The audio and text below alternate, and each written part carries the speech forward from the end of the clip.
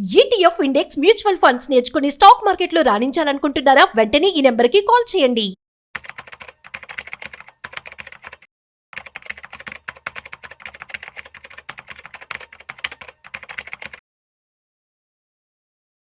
మీరు కార్ కొనుక్కోవాలనుకుంటున్నారా? అయితే మీకు శుభవార్త. సో మీ కారు మీద 10% ఆఫ్ జిఎస్టీ తగ్గబోతోంది, అది కూడా 27 నుంచి. సో రీసెంట్గా నరేంద్ర మోదీ సరికొత్త జిఎస్టీ అప్డేట్ అయితే తీసుకురావడం జరిగింది. సో ఇదంతా కూడాను కామనర్స్ ఎవరైతే ఉన్నారో సో వాళ్ళందరికీ కూడా ఊరట కలిగించే విధంగా జిఎస్టీలో స్లాబ్స్ని ఏవైతే 4 ఉన్నాయో ఇప్పటి వరకు వాటిని 2 స్లాబ్స్గా తగ్గించి చేస్తామని కూడా చెప్పడం జరిగింది. సో దీని ద్వారా ఏ సెక్టర్స్ అనేవి పాజిటివ్గా ఉంటాయి, at the same time so common human means మనందరికీ కూడాను ఏ గూడ్స్ మీద రేట్స్ అనేవి తగ్గుతూ ఉంటాయి. సో వీటి గురించి ఇవాళ మనం తెలుసుకోబోతున్నాం. సో వీడియోని మిస్ అవ్వకుండా ఎండ్ వరకు చూసేయండి. హాయ్ హలో నమస్తే, welcome to Suman TV. So నేను మీ రాజీవ్ పసుపులేటి. అయితే జిఎస్టీ గురించి పూర్తి అప్డేట్స్ మనతో ఇవ్వడానికి ఇవాళ మనతో ఉన్నారు సర్టిఫైడ్ ఫైనాన్షియల్ ప్లానర్ శ్రీరామచంద్రమూర్తి గారు. So let's ask. Hi sir, నమస్తే. నమస్తే అండి. ఎలా ఉన్నారు? Fine sir. సార్, జిఎస్టీలో మార్పులు సో ఎలా ఫీల్ అవుతున్నారు? అండ్ యాజ్ ఒక ఫైనాన్షియల్ ఎక్స్పర్ట్గా అసలు జిఎస్టీ పెట్టినప్పుడు ఎలా ఫీల్ అయ్యారు? అండ్ ఇప్పుడు కొంచెం తగ్గుతుందని చెప్పి వార్త విన్నాం. సో ఇప్పుడు ఎలా ఫీల్ అవుతున్నారు? జిఎస్టీ యాక్చువల్గా పెట్టినప్పుడు అందరూ కూడా రకరకాల నెగిటివ్గా అయ్యారు. ఇప్పుడు అసలు జిఎస్టీ కరెక్ట్గా అవుతుందా లేదా ఏంటి, వన్ ఇండియా వన్ ట్యాక్స్ అనేది ఎలా వరకు. తర్వాత ఏంటంటే ఆ కౌన్సిల్ రావటం, అలాగే స్టేట్స్కి వాల్యూ ఇవ్వటం. సో ఈవెన్ సెంటర్ డామినేట్ చేస్తుందని చాలామంది అనుకున్నారు. అలా కాకుండా స్టేట్స్ కూడా రెగ్యులర్గా శాలరీ టైప్లో వాళ్ళు ఎవ్రీ మంత్ ఫస్ట్ కల్లా ఇచ్చేయటం. సో ఇవన్నీ కూడా ఇప్పుడు ఇంప్లిమెంటేషన్ వచ్చాక చాలా పాజిటివ్గా ఉంది. సో కాబట్టి ఏంటంటే జిఎస్టీ ఇప్పుడు వర్కౌట్ పాజిటివ్గానే ఉంది. అయితే ఇప్పుడు ఇంకా పాజిటివ్ చేయడానికి ఏంటంటే ఈ జిఎస్టీ ఇప్పుడు ఏమైందంటే కలెక్షన్స్ ఆల్ టైమ్ రికార్డ్స్ వస్తున్నాయి. GST collections. అవునా?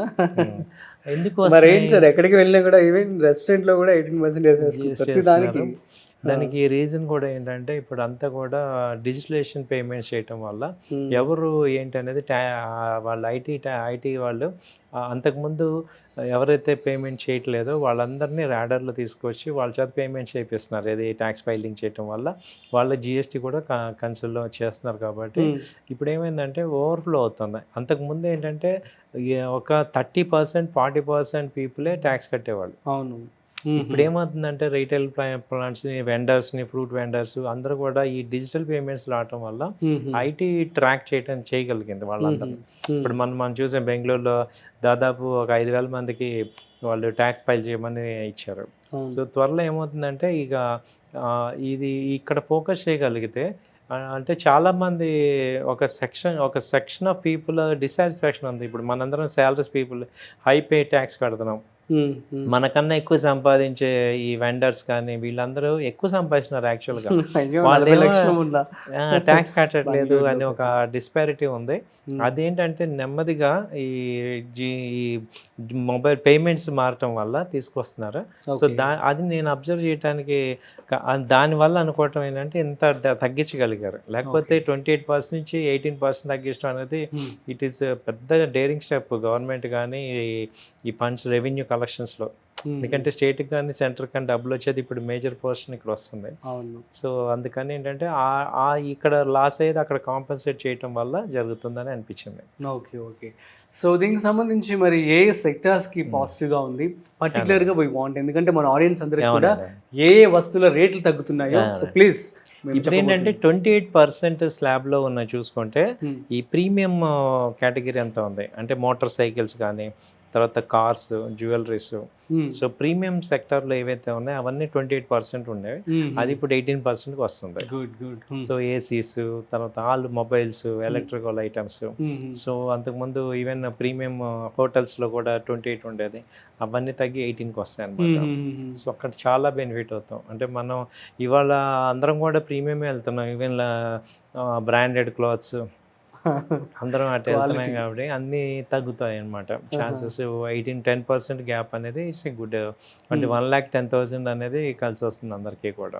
సో అలాగే ప్రీమియం ఈవెన్ వుడ్ కానీ లేకపోతే హౌస్ హోల్డింగ్లో కూడా మన కన్స్ట్రక్షన్లో కానీ అవి తగ్గుతాయి. అలాగే సిమెంట్ ధరలు కూడా జిఎస్టీ పరిధిలోకి 10% తగ్గి 18%కి వస్తున్నాయి. సో దానివల్ల కన్స్ట్రక్షన్ పార్ట్స్ అన్నీ కూడా తగ్గుతాయి. సో వాటి వల్ల ఇంకా మనకి ఎక్కువ బెనిఫిట్ పొందుతారు. Okay okay. సో ఇప్పుడు మీరు చూసే లగ్జరీ అంతా అంటే గ్రాసరీస్ తప్ప మిగతా అన్నీ మనం లగ్జరీకి వెళ్ళిపోయాం కాబట్టి అవన్నీ తగ్గుతుంది. అంటే ఒక సామాన్య మానవుడు ఇప్పుడు మనం 1 lakh సంపాదించే వాళ్ళు చూసుకుంటే పర్చేసింగ్ కనీసం ఒక 5,000 దాకా తేడా వస్తుంది ఓ నైస్ దెన్ అయితే మంత్లీ చూసుకుంటే.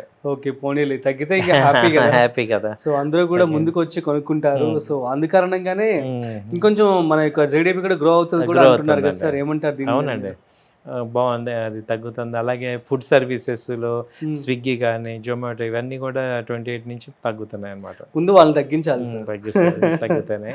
ఎందుకంటే అందరూ కూడా ఇప్పుడు ఆన్లైన్లో ఆర్డర్ చేస్తున్నారు, ఎక్కువ ఆర్డర్లు అటే వస్తున్నాయి కాబట్టి అవన్నీ తగ్గుతున్నాయి. అలాగే ఇప్పుడు ఏంటంటే ఈ 40% జిఎస్టీలోకి ఏంటంటే ఈ tobacco related product, alcohol related, pan masala, chewing ఇవన్నీ కూడా 28 నుంచి 40కి చేశారు అన్నమాట. ఓకే ఇక అదేంటంటే ఎటు సొసైటీకి అవి ఎటు హానికరం కాబట్టి వాటి మీద తగ్గించడానికి చేశారు. ఓకే. తర్వాత 5% స్లాబ్లో కూడా కొన్ని మామూలు ఐటమ్స్ అన్నీ కూడా అంతకుముందు 12 ఉన్న ఐటమ్స్ అన్నీ కూడా ఈ 5% స్లాబ్కి వచ్చాయి. ఓకే. సో ఇది కూడా ఒక మంచి ఇదనమాట. సో ఈ గ్రాసరీస్ కానీ రెగ్యులర్ క్లాత్స్, కాటన్ ఇవన్నీ కూడా 5%కి వస్తాయి. సో ఓవరాల్గా ఏమవుతుందంటే ఒక కొత్త ఇండియా లాగా అవుతుంది.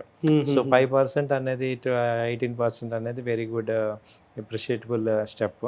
ఎందుకంటే ఇంకోటి కూడా ఆలోచిస్తుంది ఏంటంటే అంటే రాజకీయ కోణంలో కూడా దీనిలో ఒక మ్యాటర్ ఉంది. ఎందుకంటే బీజేపీకి ఇప్పుడు కొంచెం నార్మల్ మెజారిటీ రాలేదు కాబట్టి ఇప్పుడు government compulsory 3rd term run చేస్తుంది.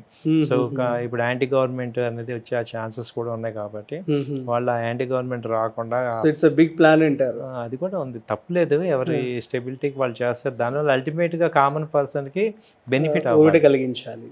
అటు ట్యాక్స్ తగ్గించడం, ఇప్పుడు మనం పర్సనల్ ట్యాక్స్ కూడా బాగా తగ్గించారు. 12 lakhs వరకు. 12 lakhs వరకు ఇచ్చారంటే ఇట్స్ గుడ్ యాక్చువల్లీ.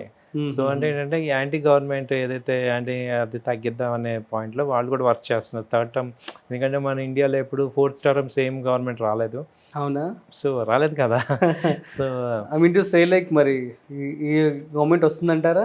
అది తర్వాత సంగతి సార్. ముందైతే మనకి బెనిఫిట్ ఏంటంటే so what they are doing for the benefit of the పీపులే కదా. సో ఎవరికైతే పీపుల్ గవర్నమెంట్ వాళ్ళు ఎటు విన్ అవుతారు. సో ఎవరైతే పీపుల్ హ్యాపీగా వర్క్ చేస్తామో. సో యాంటీ గవర్నమెంట్ ఎందుకు వస్తుంది, వాళ్ళ మీద సరిగ్గా చేయట్లేదు కదా అని. ఇప్పుడు మళ్ళీ వాళ్ళు కనుక గట్టిగా పాజిటివ్ యాక్టివిటీస్ చేస్తే ఎవరైనా కూడా అప్రిషియేట్ చేస్తాం కదా. సో అందుకని ఏంటంటే ఇప్పుడు ప్రెసెంట్ గవర్నమెంట్ డెసిషన్స్ అన్ని కూడా అప్రిషియేట్ చేస్తాం. సో ఎందుకంటే మనందరికి బెనిఫిట్ అవుతున్నాయి. Ultimate government rule is to give benefit to us. So at the same time ఇంకోటి కూడా ఏంటంటే ఈ కొత్త ఇండస్ట్రీస్ రావడానికి మేక్ ఇన్ ఇండియా తీసుకురావటం, ఇప్పుడు 50% టారిఫ్ని తట్టుకొని ఇండియా నిలబడటం అంటే వాళ్ళ పాలసీ మేకర్స్ మంచి స్ట్రాంగ్ కౌంటింగ్ ఇస్తున్నారు. ఎందుకంటే అమెరికా థ్రెట్ని అంత ఈజీ కాదు దాన్ని డైజెస్ట్ చేయటం. బట్ మోడీ గారు కానీ సెంట్రల్ గవర్నమెంట్ విత్ అపోజిషన్స్ అందరూ కూడా ఒక టీమ్ లాగా వర్క్ చేసి ఈ అపోజిషన్ తట్టుకోవాలని అని చూస్తున్నారు. సో ఒక స్లోగన్ కూడా ఇచ్చారు కాబట్టి మనం మేక్ ఇన్ ఇండియా ప్రొడక్ట్స్ వాడండి అని. సో అది కూడా వాడటం వల్ల మనకు కూడా సేమ్ పీపుల్కి సపోర్ట్ చేయటం అనేది జరుగుతుంది. సో ఇప్పుడు మనం సేమ్ పీపుల్ మన ఇండియా ప్రొడక్ట్స్ వాడటం వల్ల ఇండియన్స్కి బెనిఫిట్ వస్తారు కాబట్టి. సో అది కూడా మంచి కాన్సెప్ట్. ఎందుకంటే ఎవరికి వాళ్ళు ఇష్టం వచ్చిన టారిఫ్లు వేస్తున్నారు. So why not we buy Indian products అనేది కూడా ఆలోచించవచ్చు. మేబీ అందువల్ల కూడా తగ్గి ఉండొచ్చు టారిఫ్ కారణంగా కూడా. అవునండి. So thanks to Trump. Yes thanks to Trump. Even ఇది మన కార్పొరేట్ మీరన్న మాటనే కార్పొరేట్ వాళ్ళందరూ చెప్తున్నారు. ఏంటి కార్పొరేట్ ఇప్పుడు మహీంద్రా ఓనర్స్ కానీ టాటా ఓనర్స్, టాటా వీళ్ళందరూ okay. So that Indian market will boost now and will see other markets. అంతే. సో కాబట్టి ఇప్పుడు ఏంటంటే జనరల్గా 3rd లార్జెస్ట్ ఎకానమీ అన్నప్పుడు ఆ మాత్రం ఫోర్స్ వస్తుంది. ఎందుకంటే హయ్యర్ సైడ్ నుంచి కంట్రీస్ నుంచి వీళ్ళు ఒరిజినల్గా వచ్చారా లేకపోతే బారోడ్ స్ట్రెంగ్త్ అనేది మనం కూడా నిజంగా నమ్మాలంటే 10th పొజిషన్ నుంచి 3rd పొజిషన్కి వచ్చాము లాస్ట్ 5 yearsలో. Is it real? 4th position sir. 4th position. Is it real or borrowed? How come we can borrow from somewhere else? Borrowed అంటే వేరే వాళ్ళు తగ్గటం వల్ల మనం పెరగచ్చుకోవడం కదా నెంబర్ గేమ్లో. సో అలాగా ఉందా, అసలు నిజంగా పొటెన్షియల్ ఉందా అనేది ఇప్పుడు ఇలాంటి థ్రెట్స్ని ఫేస్ చేసినప్పుడు తెలుస్తుంది. ఓకే. సో అదే స్ట్రెంగ్త్ వస్తుంది. కాబట్టి will wish all the best to India and Indian people.